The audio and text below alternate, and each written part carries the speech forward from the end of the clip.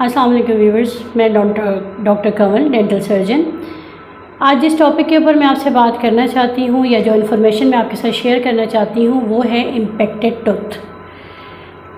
इस इन्फॉर्मेशन को जो मैं आपके साथ शेयर करना चाहती हूँ इसमें बेसिकली ये बताना है कि इन्फेक्शन होती क्या है, उसके साइड इफ़ेक्ट्स क्या हैं, अगर मुंह में इन्फेक्शन है तो उसको रिमूव करवाना क्यों ज़रूरी है और प्री ऑपरेटिव या प्री सर्जिकल कॉम्प्लिकेशंस क्या हो सकती हैं। सबसे पहली चीज़ तो ये कि इन्फेक्शन होती क्या चीज़ है। अगर आपने मेरी पहले वीडियोस देखी होंगी तो मैंने उसमें आपको बताया कि हमारे लाइफ में दो किस्म के दांत हमारे मुंह में इरप्ट होते हैं। एक होते हैं प्राइमरी टूथ या डेसिडुअस टूथ, दूसरे होते हैं सेकेंडरी या परमानेंट टूथ। प्राइमरी टूथ वो होते हैं जो हमारे 6 माह से लेकर 2 साल तक के बच्चों के होते हैं, उसमें इन्फेक्शन नहीं होती है क्योंकि वो प्राइमरी टूथ होते हैं, वो निकल के हमारे पास सेकेंडरी टूथ आ जाते हैं। अब इन्फेक्शन हमारे पास आती है परमानेंट टूथ में, जो कि हमारे साथ 6 साल की उम्र से लेकर 14 साल तक की उम्र में निकलते हैं। अब 14 साल में जो दांत हमारे मुंह में होते हैं वो होते हैं तकरीबन आपके 28 की तादाद में। 28 क्यों? अब सवाल ये पैदा होता है कि 28 दांत क्यों? मुंह में तो 32 दांत होते हैं। तो 32 दांत उस सूरत में होते हैं जो दांत 6 साल की उम्र से लेकर 14 साल तक की उम्र में निकलते हैं। वो दांत होते हैं हमारे इंटीरियर से लेकर 7 नंबर यानी मोलर के 2nd मोलर तक होते हैं। अब बाकी के जो 4 दांत हैं वो 2 अपर के विजडम और 2 लोअर विजडम, जिसको विजडम टूथ कह लें, 8 नंबर कह लें या अकब दाढ़े कह लें, कि वो हमारे मुंह में निकलती हैं। उनका इरप्शन का टाइम 18 साल के लिए से ऑनवर्ड होता है। हम ये नहीं कह सकते कि 18 से लेकर 24 साल तक निकलेगा या 30-32 साल तक, नहीं, 18 से लेकर ऑनवर्ड कभी भी निकल सकता है। अब सवाल ये पैदा होता है कि इन्फेक्शन क्या चीज़ है। बेसिकली इन्फेक्शन जो हमारे मुंह में होती है वो टूथ जो हमारे मुंह में फेलियर ऑफ इरप्शन शो करते हैं, यानी जो हमारे मुंह में निकलते नहीं हैं, किसी भी वजह से वो हमारे मुंह में इरप्ट नहीं हो सकते, दैट इज़ कॉल्ड इन्फेक्शन। अब हमारे उसमें इन्फेक्शन सिर्फ विजडम टूथ की नहीं होती, इन्फेक्शन जो है वो हमारे यहाँ कैनाइन्स में भी होती है। कैनाइन्स की इन्फेक्शन नॉर्मली नज़र कहाँ आती है? जिन बच्चों के दांत में माल अलाइनमेंट होती है और हम देखते हैं कि उनके यहाँ कैनाइन जो है वो या तो मौजूद ही नहीं है या फिर जो है ना कैनाइन बहुत ही अलग तरीके से इरप्शन हो गई है। अब इरप्शन हो गई, that is not called infection. अब इरप्शन नहीं है और कैनाइन नहीं मौजूद, तो हमने ये देखना है कि कैनाइन किस से। अमूमन इन्फेक्शन की 4 एंगल्स होती हैं, यानी इन्फेक्शन या तो वर्टिकल होगी, हॉरिजॉन्टल होगी, मीजियल होगी या डिस्टल होगी।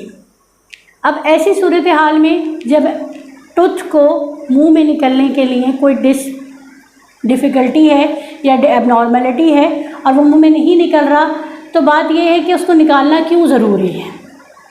अमूमन मैंने आपको बताया कि अगर कैनाइन इरप्ट नहीं कर रहे तो हमें कैसे पता चलेगा कि कैनाइन मौजूद भी हैं या नहीं है, या फिर उसकी मौजूदगी जो है वो किस एंगल के ऊपर पड़ी हुई है। तो जो मेरी पहले वीडियो मैंने आपके साथ शेयर की थी जिसमें मैंने एक्सरे का जिक्र किया था और एक्सरे में ओपीजी का जिक्र किया था।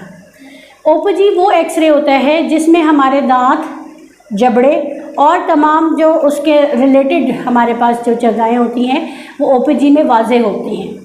ओपीजी वो वाहिद एक्सरे है जिसमें हमें ये पता चलता है कि इम्पेक्टेड टूथ किस एंगल में पड़ा है, कहाँ पे पड़ा है और उसके इरप्शन के लिए हमें क्या प्रोसीजर फॉलो करना है।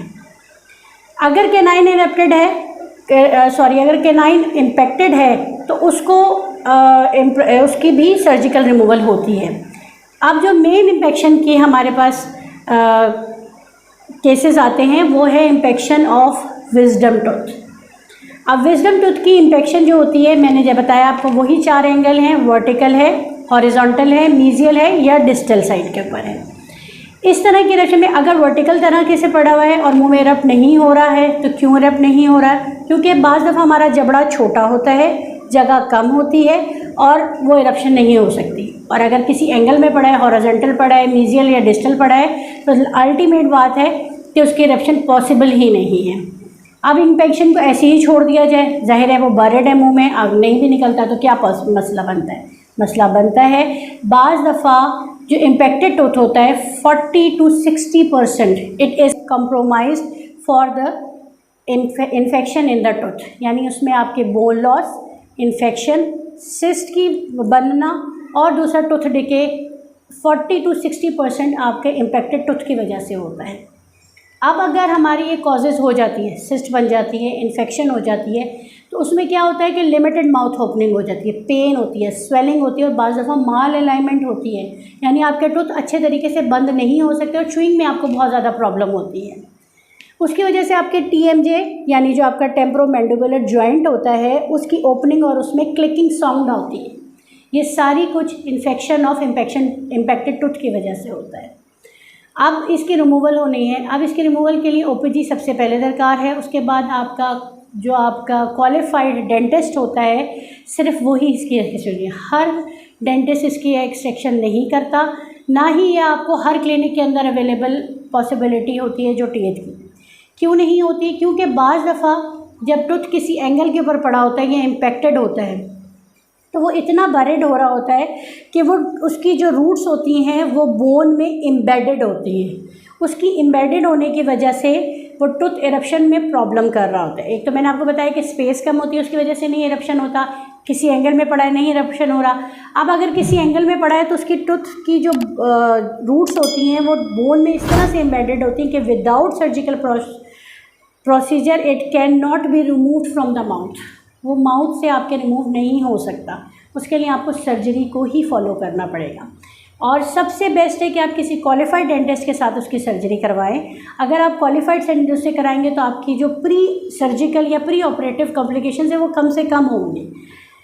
उसमें हम बाज़ दफ़ा बोन ग्राइंड करके भी निकालते हैं। और दूसरी चीज़, उससे डरने की कोई बात नहीं है क्योंकि इसमें ऐसी कोई कॉम्प्लिकेशंस नहीं आती जो आपकी लाइफ टाइम चलेगी, ऐसी कोई कॉम्प्लिकेशन नहीं होती। बाज़ दफ़ा हमारे यहाँ ये मिथ की जाती है कि जी ये दांत निकलवा देंगे तो हमारी आंखों की बिनाई चली जाएगी, कानों से सुनना चला जाएगा, या कोई और किस्म की कॉम्प्लिकेशंस होती है। इस तरह की कॉम्प्लिकेशंस खुदा न खास्ता कभी नहीं होती हैं।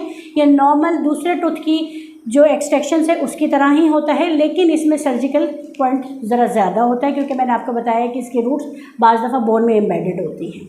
अब इसकी सर्जरी होगी, उसके लिए आपको OPG चाहिए और आपको क्वालिफाइड डेंटिस्ट चाहिए जो आपकी इसकी सर्जिकल करे।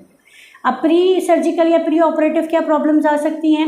अगर सर्जिकल रिमूवल हुई है तो आपके मुंह में थोड़े दिनों के लिए स्वेलिंग हो सकती है, स्टिचेस आ सकते हैं, और इसके अलावा ये कि कुछ दिनों के लिए आपका जो माउथ है उसकी जो ओपनिंग है वो लिमिटेड हो जाती है और आपको च्युइंग में प्रॉब्लम होती है। इसके अलावा और कोई किसी किस्म की कॉम्प्लिकेशंस नहीं आती हैं। जब आपकी ज़ख़म ठीक हो जाता है तो आप नॉर्मल लाइफ की तरफ वापस आ जाते हैं। इसके अलावा ज़रूरी नहीं है कि इम्पैक्टेड टूथ सर्जिकल उसी से निकाला जाए, ये नॉर्मल तरीके से भी एक्सट्रैक्शन हो सकता है। उम्मीद है कि मेरी आज की वीडियो आपके लिए फ़ायदेमंद साबित होगी और आप मेरी इस इन्फॉर्मेशन से फ़ायदा उठा के जल्द अज जल्द अपनी इम्पैक्शन टूथ की तरफ रिमूवल की तरफ जाएंगे। शुक्रिया।